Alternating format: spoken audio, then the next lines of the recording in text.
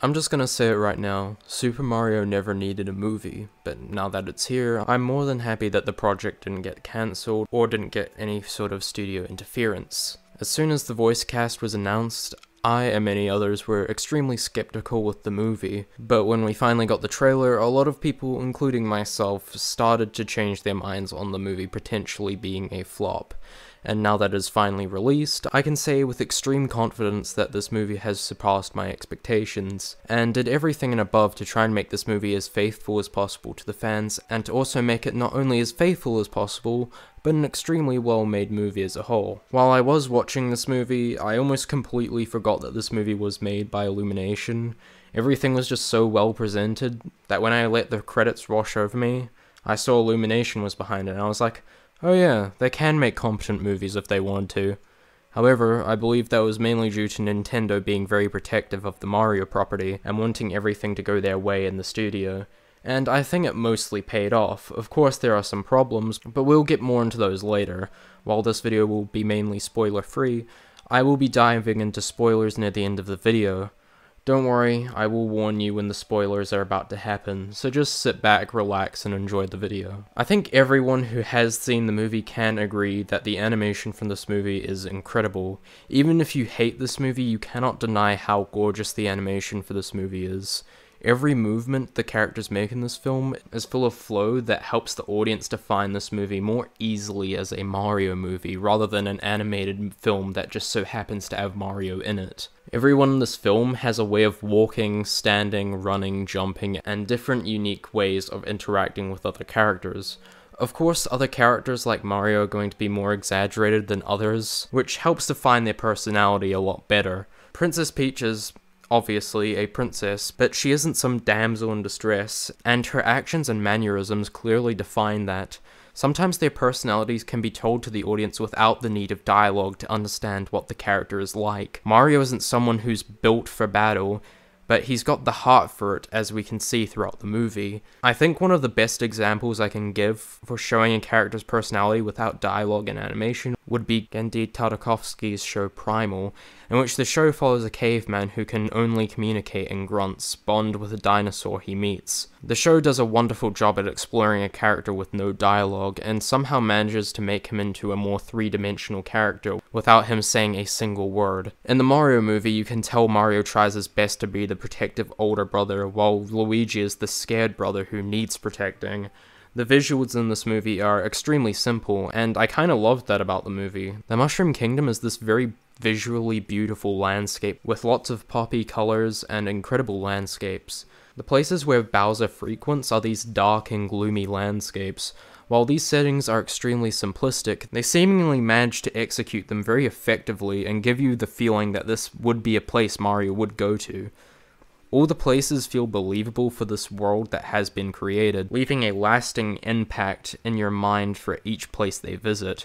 The action in this movie is very stylized, and while there might be a lot going on at times, you can still manage to follow it very easily. And while this is one of the film's biggest strengths, it's also one of its biggest weaknesses as well. We spend the whole movie rushing from one set piece to another that forgets one of the most important things you need to have in a movie: restraint.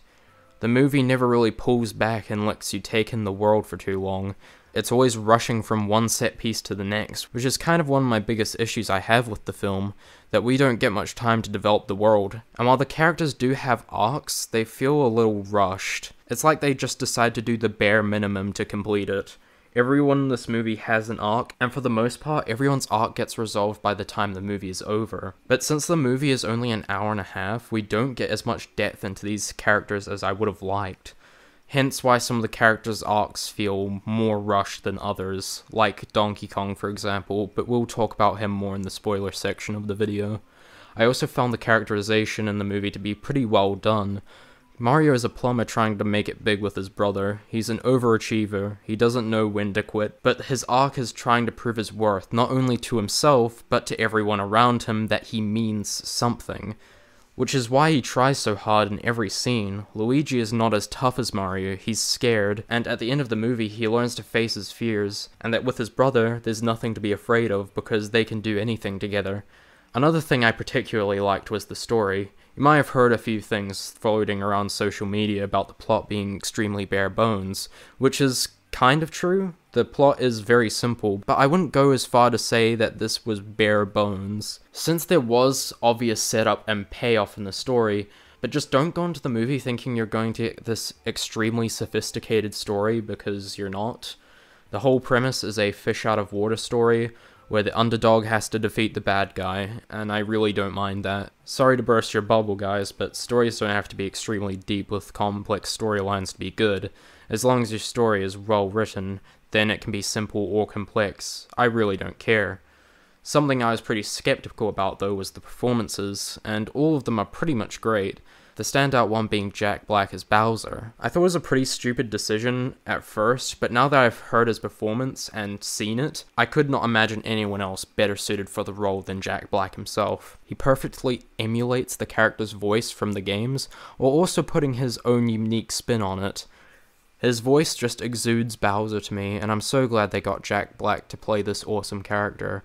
Peach was also really well played by Anya Taylor-Joy. I think making Peach into more of a badass was a really good decision, since she wasn't really much of a character in the games, and acted more as a damsel in distress for most of the games, even though Miyamoto has always wanted to make Peach a more powerful character since the second Super Mario game, and I think it's really cool he was not only able to make Peach more capable, but also someone with more character. Again, Peach being played by Anya was a perfect casting choice, and even better that she's my celebrity crush. So it made me understand why Mario was such a simp for her in the games. Seeing Peach taking on a badass but also motherly role toward the Toads was a very interesting thing to see. I just wish we spent more time on her character, so I could relate to the stress of the situation she was in, but that's okay. Chris Pratt was the only one who I thought was going to be the worst performing voice actor out of the bunch, but he was surprisingly one of the best ones. I really thought Mario having an Italian accent would have been better, but his voice was actually really well done for the character he played. While I would have preferred Charles to voice the character in the movie, I understand why they didn't, and I'm glad they honored him by giving him a minor role in the movie. Alright, now we'll be heading into spoiler territory, so if you don't want to get spoiled, go to the time code on screen or click the time code in the description.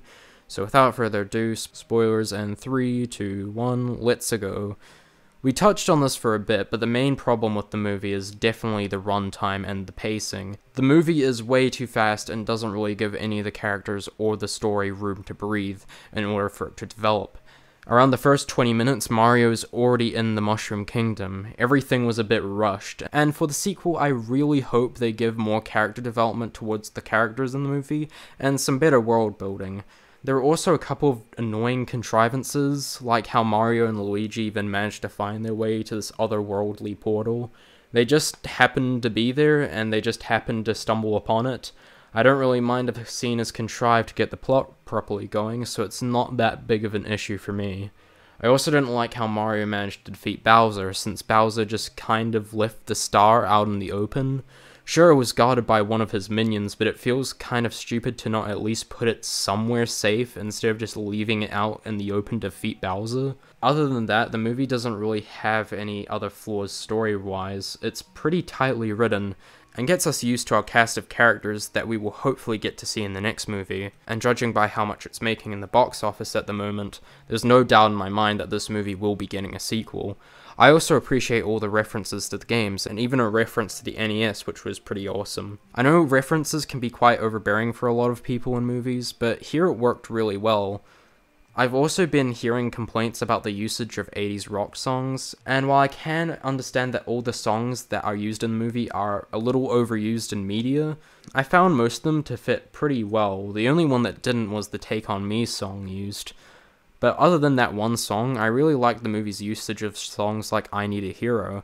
In fact, I Need a Hero was probably the most appropriate song choice they could have used for Mario's training montage. Something else I wanted to mention was Donkey Kong's character. His character was probably the weakest one in the movie. He He had about 30 minutes of screen time, and we barely saw him develop or do anything as a character that made me root for him. We do get to see these tiny character moments, like with him and Mario when they're stuck in the belly of the beast. This would have been a very cool heart-to-heart, Mario and Donkey Kong having something to relate to in terms of character and learning to work together, which would reveal why he has this pompous attitude towards everyone, which is to gain his father's appreciation. But we don't get nearly enough scenes with Donkey Kong and his father to have that side of his character properly developed. In fact, anything to do with Donkey Kong felt very underdeveloped and half-baked. And the scene with him and Mario inside the beast could have been a good payoff if they had bothered to develop his character a bit more. Unfortunately though, this payoff is undeserved, and doesn't really feel satisfying at all in a narrative sense. I really hope that they either make a spin-off movie or a show with Donkey Kong that would develop his character and the world he lives in a bit more, since I would have liked to see more from him in the movie. Overall, this movie was really good. It's not perfect, it's not even a masterpiece, hell, I wouldn't even say it's a great movie. It's just a fun film that was pretty well made for the most part. If you aren't a fan of Mario, then you probably won't like this movie. Although, if you don't really mind the character, don't know much about the games, or you are a huge fan of Mario, then I would highly recommend this movie. It has a lot of heart, and Miyamoto clearly wanted to make this film as fun and as enjoyable as he possibly could have made it. At this point, most of you have probably already seen it, but if you haven't, then go check it out. Thank you all so much for watching. If you made it this far, then be sure to like, comment, and subscribe. Check out my Discord server and all my socials. They will be in the description down below. Thank you all again once for watching, and I'll see you all in the next video. Bye!